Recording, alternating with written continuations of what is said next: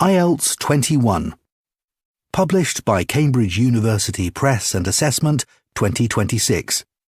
This recording is copyright. Test 1. This is the IELTS listening test. You will hear a number of different recordings and you will have to answer questions on what you hear. There will be time for you to read the instructions and questions and you will have a chance to check your work. All the recordings will be played once only. The test is in 4 parts. At the end of the test, you will be given 10 minutes to transfer your answers to an answer sheet. Now turn to Part 1.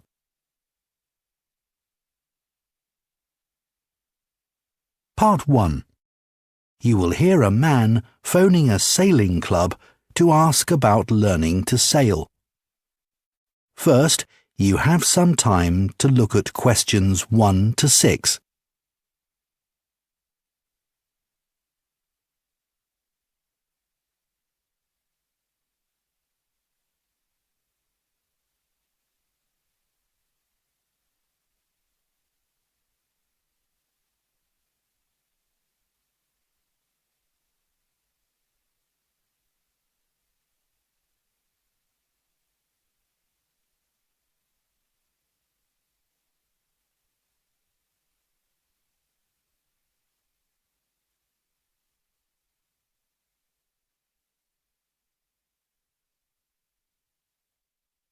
Now listen carefully and answer questions 1 to 6.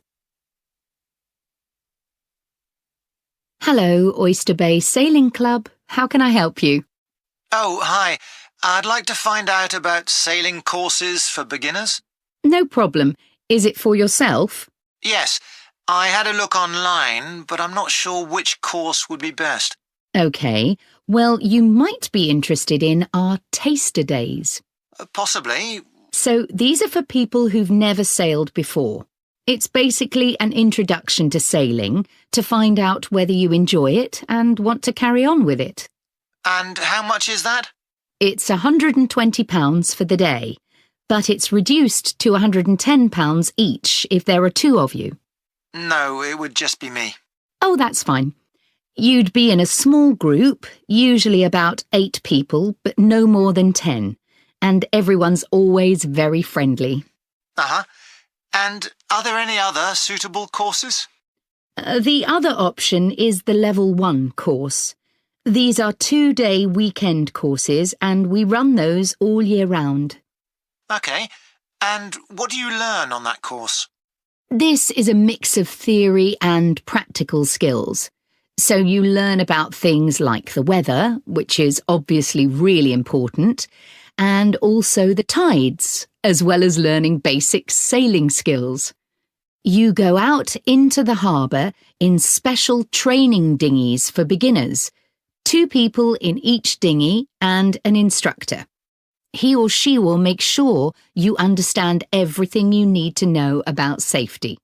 It sounds like hard work. Yes, but you'll have a lot of fun too. And the cost of that one is? £200, but it's a bit cheaper if you decide to join the club. There's a discount for members. Well, I'm not sure about that yet. You've got plenty of time to decide. And does the cost include everything? Yes, everything's included, and you also get a really good dictionary explaining all the sailing terminology. A lot of people struggle with this at first. It's got lots of pictures, so I'm sure you'd find it really helpful. And on completion of the course, you get a certificate. Then you're ready to move on to the Level 2 course. Sounds good. Before you hear the rest of the conversation, you have some time to look at questions 7 to 10.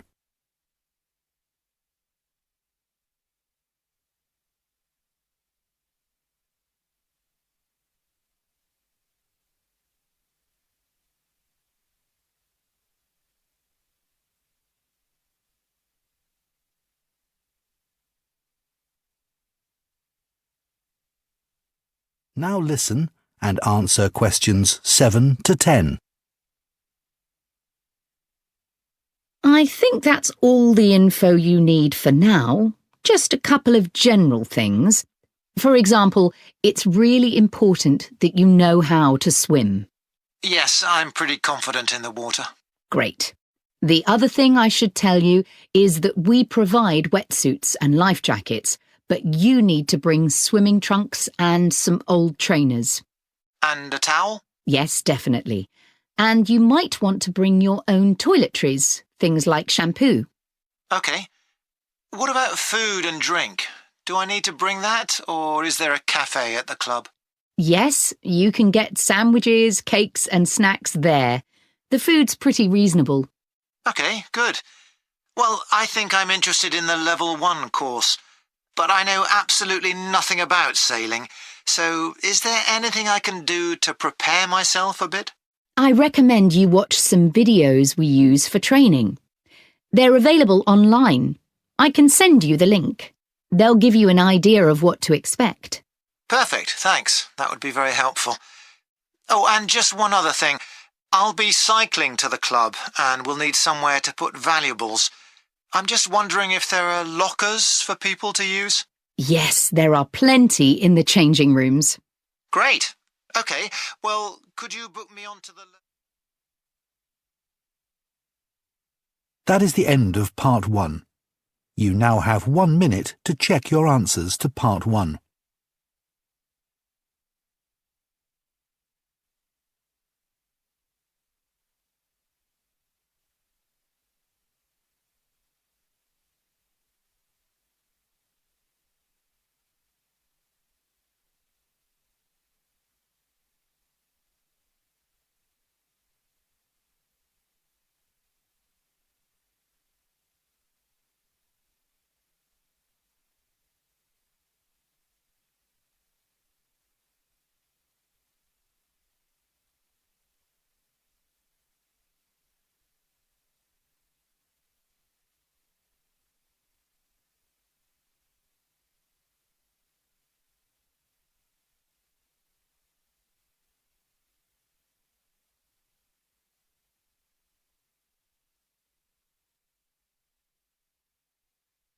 Part 2.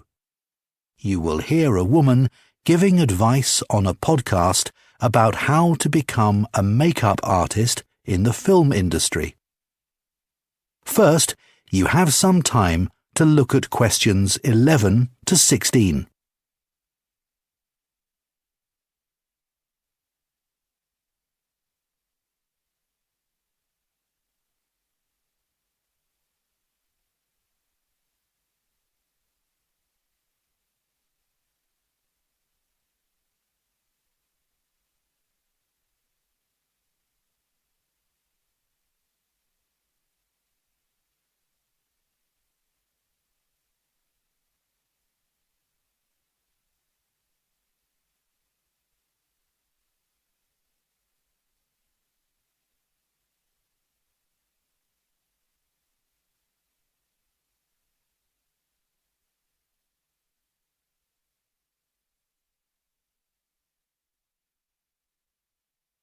Now listen carefully and answer questions 11 to 16.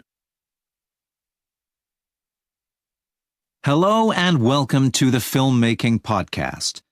In this week's episode, Claire Lamar talks to us about how to become a makeup artist. Claire's been working as a makeup artist in the film industry for over 20 years and has lots of useful advice about how to get started.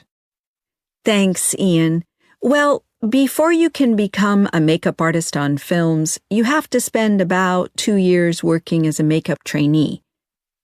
A good place to get your first job would be on a low-budget short film. Of course, this means that you'll be working for free, but it's often worth it for the experience. Make sure your transport costs are covered, and remember, there's very unlikely to be any catering provided, so bring plenty of food. If you're lucky, you might start out on a big-budget film where you'll get the most useful experience. On productions like this, Makeup and hairstyling are separate departments, so you won't need to bring your curling tongs. But you're likely to get the opportunity to work with a range of age groups as well as different ethnicities. Doing makeup for special effects is highly specialized, so don't expect to be offered any practical experience in that. One problem with working in the makeup department is that it's a high-pressure environment. There are very few times when you'll be bored or have nothing to do. It can be stressful, but you'll see that the top makeup artists are very professional, even when they're having to work with directors who are impatient or unhappy with the makeup artist's work. Follow your supervisor's lead and try to remain calm at all times. I've worked with many very famous actors over the years. At first, I found it overwhelming and could hardly speak. I was so in awe. That's preferable, by the way, to becoming too excited and asking for selfies. Now, meeting the talent is just a normal part of the job, and to be honest, most actors don't look that special without all the makeup. Every makeup trainee will need a makeup kit, which they'll be expected to have with them at all times. Just the essentials will do for the kinds of tasks you'll be given. It won't be anything complicated. It's worth looking at what the other makeup artists have in their kits, but whatever you do, don't borrow anything without asking first. It's very important to build your portfolio. You should take photos of all the work you do, and ideally show the different stages of makeup application if you can. But remember, you'll need to get approval from the makeup designer in charge of the department. As you'll be sending your portfolio digitally, you won't need to get photos printed. Before you hear the rest of the podcast, you have some time to look at questions 17 to 20.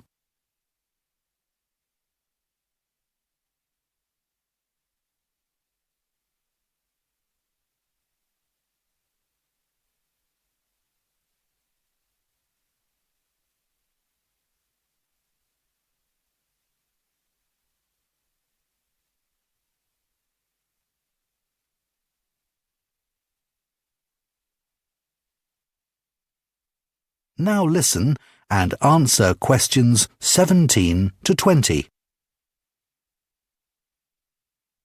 So what does a makeup trainee actually do? You need to think about whether you're the right kind of person to do the job and whether you'd enjoy it.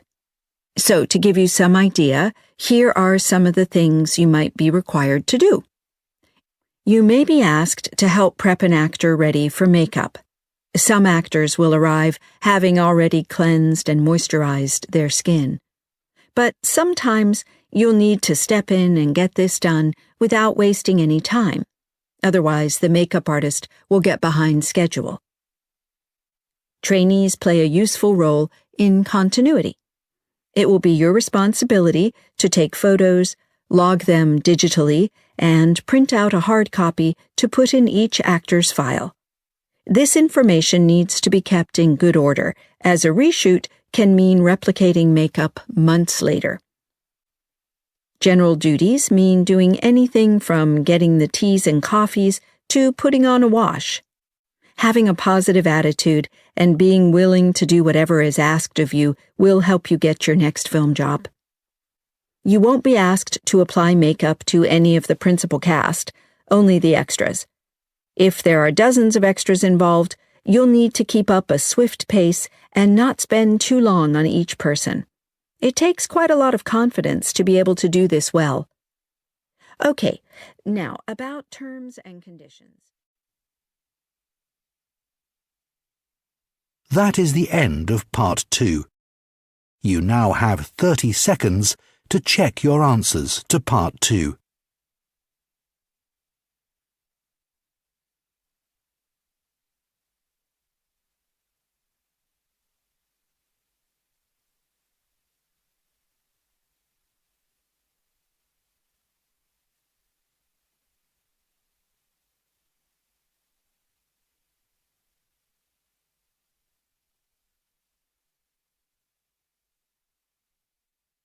Part 3. You will hear 2 marine biology students discussing a lecture on marine biodiversity and conservation from a visiting speaker. First, you have some time to look at questions 21 to 24.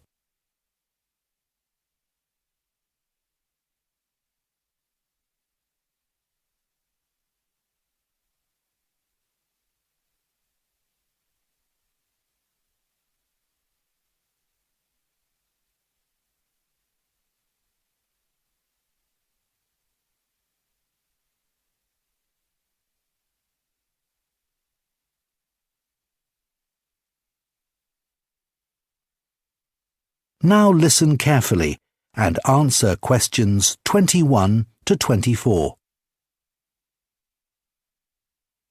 That lecture from the visiting speaker yesterday was good, wasn't it? Yeah, I learned a lot from her about ocean biodiversity. I've already done some reading on it, and I did an assignment on some of the problems associated with it last year. But I especially liked the way her lecture focused on more long-term issues. Yes, things that aren't currently receiving widespread attention, but are likely to be important in the future. That impressed me too. It wasn't exactly a feel-good conclusion, because it's hard to see any real solution for a lot of the problems. No, though she did point to where policy changes could be made to protect our marine and coastal environments. But that's just at a national level. The examples she gave were at a more global level, and they really made it clear to me just how wide-ranging the threats to ocean biodiversity are. Yes, me too. The research project she described was impressive, wasn't it? I'd have thought it was quite unusual to have so many experts working together. Yeah, and from such different backgrounds. Must have been a really exciting team to work with. I'd heard of a couple of them before. They were involved in research way back in 2009, warning about the dangers of ocean pollution. But now people are much more aware of that, aren't they? I suppose so. Another thing about the research is that the team members came from all round the world. Though I suppose that's not unusual nowadays. Now everyone can work remotely. Right. I like the way she didn't bombard us with figures. I mean, they were available, but she focused more on the general points they indicated. And the description of improvements in systems used for tracking marine animals and things like robots were really interesting. Yes, and her description of how robotics can be used to investigate threats to biodiversity. Absolutely. Before you hear the rest of the discussion, you have some time to look at questions 25 to 30.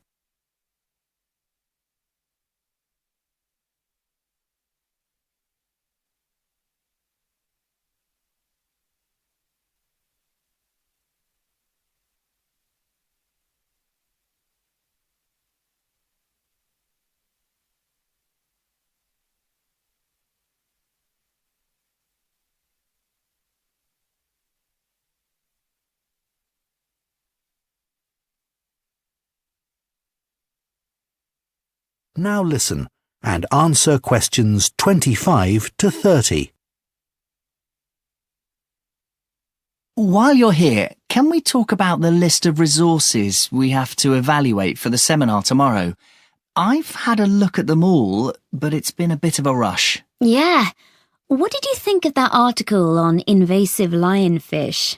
The one claiming they were expanding their habitat throughout the Mediterranean Sea. Well, the writer went on about how dangerous they were in environmental terms, which is probably true, but he didn't really provide much information to explain why. I know what you mean. I watched the documentary on microplastics, at least I started to, but then I found it was made 10 years ago, so I gave up.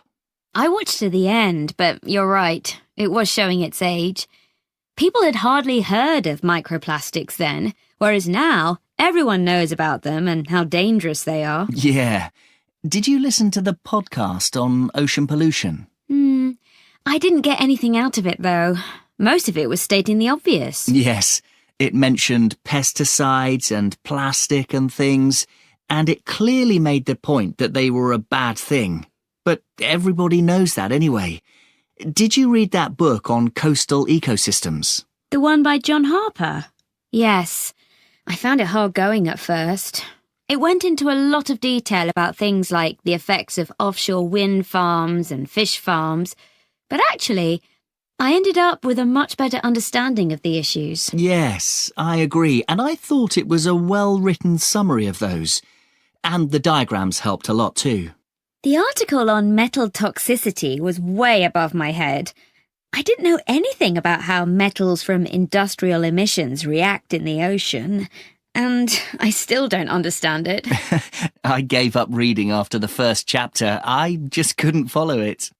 That podcast on floating marine cities was interesting, though it presented a rather one-sided picture, I thought. Yes, it focused on how this would benefit people and ignored the effects on the environment. But anyway, shall we talk about... That is the end of part 3. You now have 30 seconds to check your answers to part 3.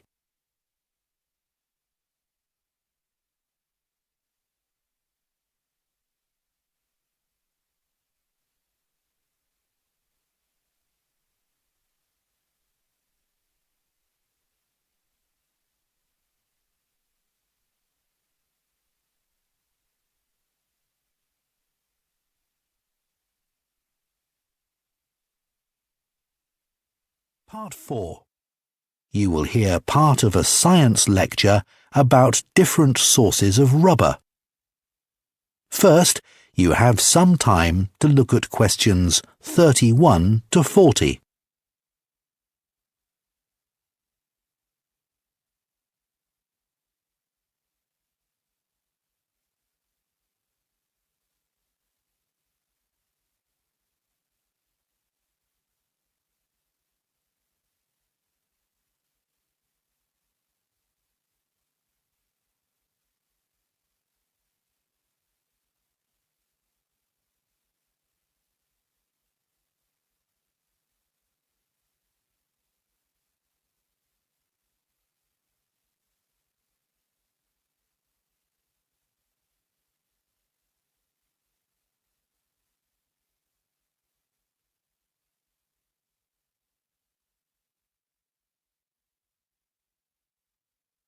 Now listen carefully and answer questions 31 to 40. Much of the world now lives in an industrial civilization, but this has only become possible because we have the necessary natural resources. There are 3 types of natural resource without which industry could not exist. One of these is metal. Without that, we'd have no machines and no transportation. Another is fossil fuels, which we need to power those machines. But there's a third resource that's essential to connect the different parts of a machine together with belts and pipes and shock absorbers, and that is rubber.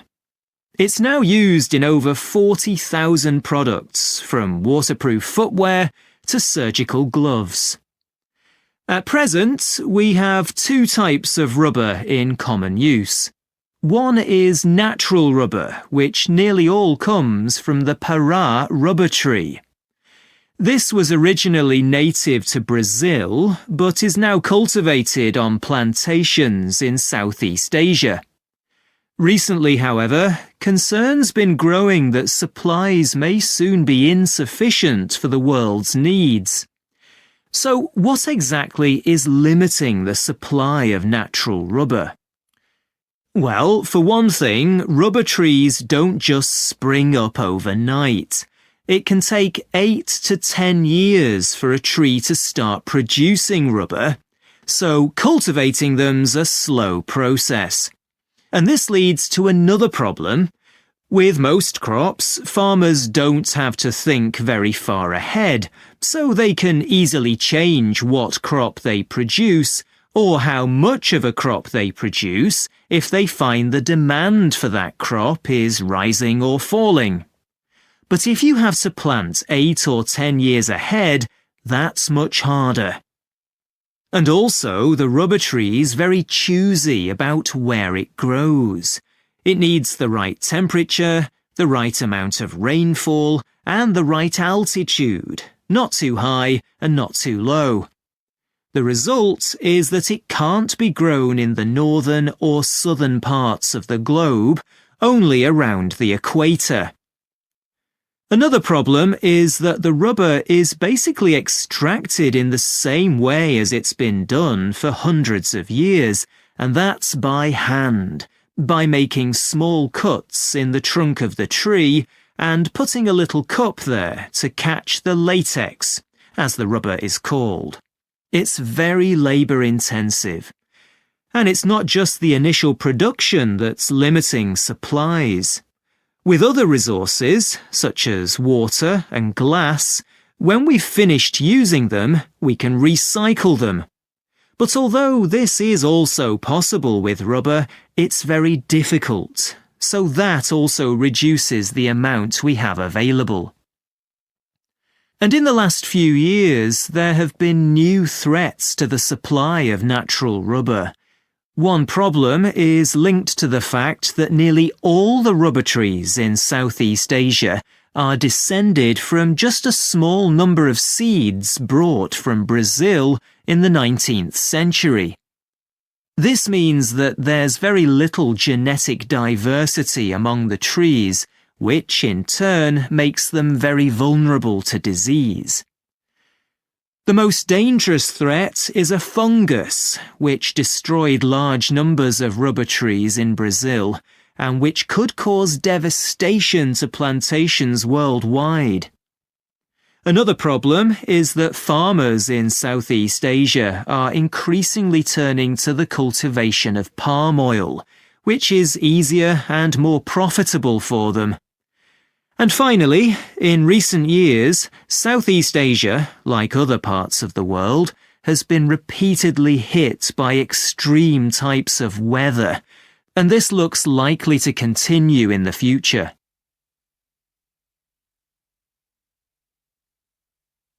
However, as well as using natural rubber, it's also possible to make rubber synthetically. This works very well for some purposes, for example, making engine parts or silicone pots and pans used for cooking. But compared with natural rubber, it's not anything like as strong, and this means it can't replace natural rubber in other products.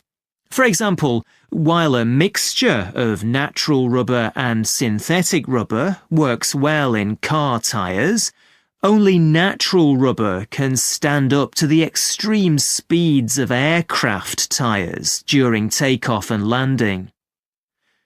So, for some time, scientists have been looking for alternative sources of natural rubber.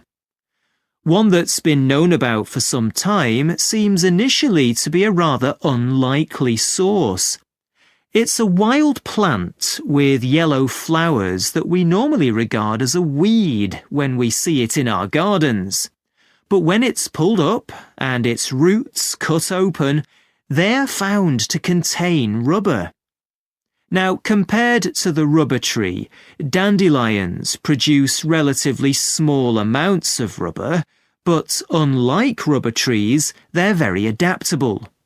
They'll grow in all sorts of places, and they don't need rich soil.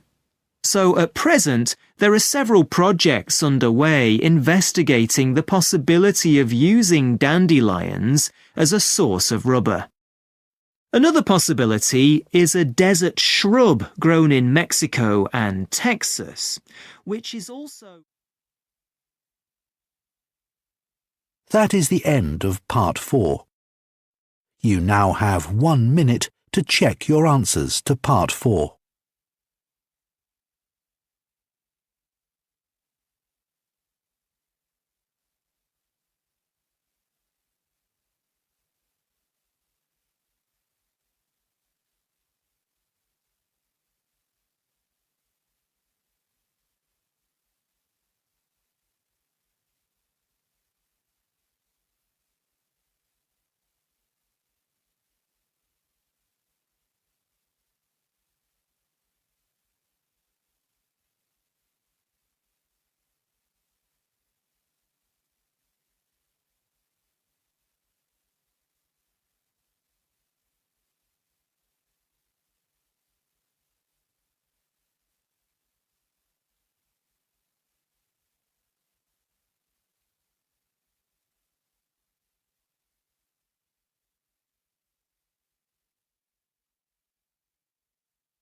That is the end of the listening test.